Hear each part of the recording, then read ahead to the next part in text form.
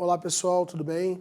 Eu sou o professor Rafael Juca e hoje estamos juntos para resolver alguns exercícios sobre lâminas de faces paralelas. Então, o primeiro exercício que eu te convido a darmos uma olhada juntos é o seguinte. Um raio de luz incide em uma lâmina de faces paralelas, cujo índice de refração é raiz de 2, com um ângulo de incidência de 45 graus. A lâmina que possui 2 centímetros de espessura está imersa no ar. Então, essa aqui é a lâmina que possui índice de refração raiz de 2. E aqui a gente sabe que esse daqui é o ar, ok? Esse daqui é o meio lâmina.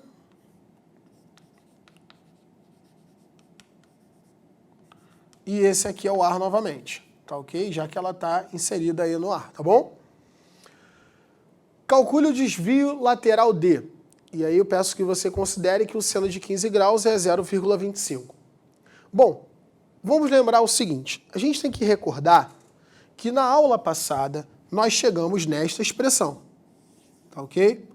E, de acordo com essa expressão, o desvio, ele depende da espessura. Tudo bem, a espessura a gente conhece. Está aqui de 2 centímetros. Tá ok? Bom, o ângulo de incidência a gente também conhece, 45 graus. Mas o ângulo de refração a gente não conhece. Então, o primeiro passo é determinarmos o ângulo de refração, que é exatamente este ângulo aqui, né? Esse ângulo aqui, Rzão. Por quê? Nós sabemos que este ângulo aqui, ele é o ângulo de 45. Tá legal? E, né? Se a gente determinar esse cara aqui, a gente consegue resolver aqui o I menos R e também conseguimos aqui saber o ângulo Rzão que está ali, tá bom? Dessa forma, utilizamos a lei de Snell, tá? Então, o índice de refração do ar, o problema pede para a gente considerar que é 1, e o ângulo de incidência é 45 graus. Dessa forma, o índice de refração aqui da lâmina é raiz de 2, e aí, substituindo aqui os valores, nós chegamos que o seno de R corresponde a meio. Bom, galera, se o seno de R corresponde a meio, no primeiro quadrante, esse R corresponde ali a 30 graus.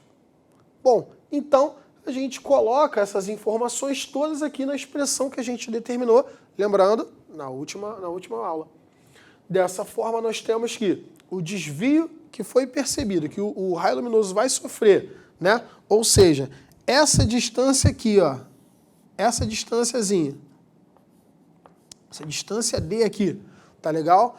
Vai se dar de acordo com, substituindo os valores, a gente chega aqui, 45 menos 30, 15, cosseno de 30 graus, já que a gente achou que R era igual a 30 graus.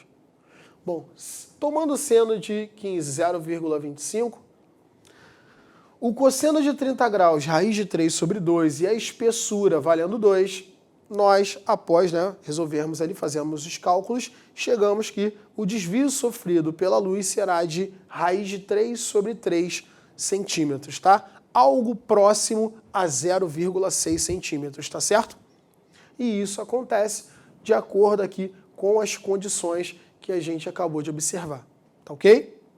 Então, eu te convido a irmos ao próximo quadro para que a gente possa fazer a leitura do próximo exemplo, tá ok? Vamos lá. Bom, então vamos lá. Segundo exemplo, o que aconteceria, antes de mais nada, o que aconteceria caso essa lâmina ela estivesse inserida em meios diferentes, cujos índices de refração fossem diferentes? Bom, essa questão vai trabalhar exatamente isso. Vamos dar uma olhadinha? Olha só. Uma lâmina de faces paralelas é constituída por um material cujo índice de refração é N2 igual a 1,5. Lembrando que aqui que a gente está trabalhando com uma lâmina homogênea. De um lado da lâmina há um meio transparente e homogêneo cujo índice de refração é N1 igual a 2,0. Do outro lado, existe o ar cujo índice de refração corresponde a N3 igual a 1,0. Então, a gente tem a lâmina com esse índice de refração que tem, na parte superior, o índice de refração N1. E na parte inferior, o índice de refração, um meio cujo índice de refração é N3. Repara que os índices de refração eles são diferentes. Tá certo? E aí o que se faz? O que se propõe? Um raio luminoso proveniente do meio 1 incide fazendo um ângulo θ de acordo com a figura. Calcule o valor de θ a partir do qual o raio atravessa a lâmina, o raio que atravessa a lâmina sofra reflexão total na interface com o ar. Tá ok? Então, a partir de qual ângulo θ, isso vai acontecer. Bom, eu te convido a irmos ao próximo quadro para que a gente possa dar uma verificada. Vamos lá? Bom, então aqui está a figura. Então a gente tem o meio 1, N1 igual a 2, a lâmina, cujo índice de refração é 1,5, e o ar, cujo índice de refração é N3. De acordo com as últimas aulas, né, nós vimos que quando um raio luminoso ele incide do meio mais refringente para o meio menos refringente, existe um determinado ângulo no qual a luz ela não atravessa a superfície de separação de dois meios, que a gente chamou de reflexão total, né? E o ângulo, né, o último ângulo no qual, ou melhor, o ângulo no qual a luz ela tangencia, tá, a face, né, que separa os dois meios, a gente chamou de ângulo limite, tá ok? Então, o ângulo que a gente está buscando, né, o que a gente quer que aconteça aqui é o ângulo limite. A gente quer ver o que vai acontecer aqui é exatamente o raio luminoso, ele vindo aqui, né, se propagando sobre a superfície de separação de dois meios. Então, a gente precisa determinar o ângulo limite. E o ângulo limite está diretamente relacionado com o θ1. E aí, eu convido a você, né, a dar uma olhada na representação que eu vou fazer para que a gente possa observar melhor esse fenômeno, ok? Vamos lá. Bom, de acordo então com o que a gente combinou, eu já fiz aqui a representação, tá certo? E aí, eu representei pra gente aquele raio que já não atravessa do meio 2 para o meio 3, ok? E aí, nós vemos que esse é um caso claro, né, de ângulo limite. Então, o ângulo L para o qual isso daqui acontece está devidamente representado aqui. Bom, mas a gente tem que lembrar o quê? Temos que lembrar que esse ângulo aqui, esse raio luminoso, né, ele é resultado da refração desse aqui. Dessa forma, se a gente observar aqui, ó, reta normal, lembrando, reta normal, ela faz um ângulo de 90 graus aqui com a superfície, assim como essa daqui também o faz. Se essa lâmina é de face paralela, a gente tem duas retas paralelas cortadas por uma transversal. Então, se esse ângulo é o ângulo limite, esse aqui também o é.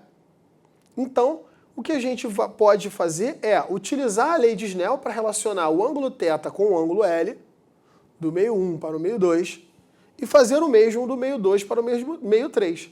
E aí a gente consegue relacionar, né, esse ângulo aqui com esse ângulo ali, que é o que a gente deseja. Tá legal? Então vamos lá. Do meio 1 para o meio 2, o que acontece? Ou seja, daqui para cá, lei de Snell sendo aplicada, N1 seno do ângulo de incidência é igual a N2 vezes o seno do ângulo de refração. E aí a gente percebe que N1 seno θ é igual a N2 seno L. E aí a gente consegue chegar na expressão que o seno de L, né? A gente pode até simplificar, escrever da seguinte forma, olha só. A gente pode simplificar assim. Em vez de colocarmos o N2 dividindo, a gente deixa o N2 aqui multiplicando o seno de L. Tá ok? E assim vai ficar mais fácil a gente observar. Então, N2 seno L é igual a N1 seno θ, ok? Bom, isso foi do meio 1 para o meio 2. Agora, do meio 2 para o meio 3, o que vai acontecer?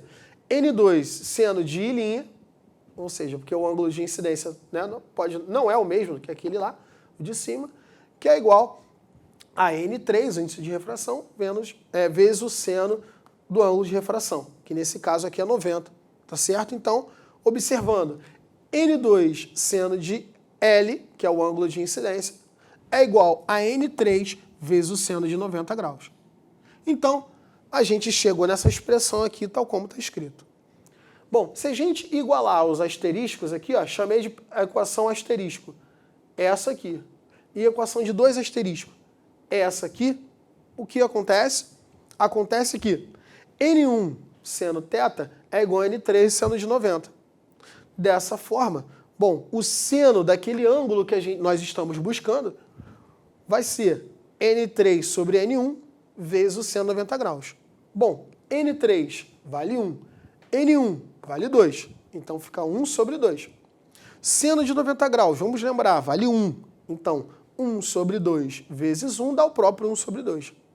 Então, o seno do ângulo é meio. No primeiro quadrante, esse ângulo é exatamente o de 30 graus.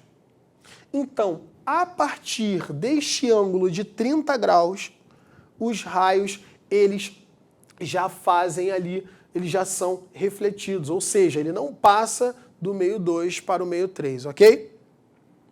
Bom, pessoal, com isso eu me despeço. Saudações e até a próxima.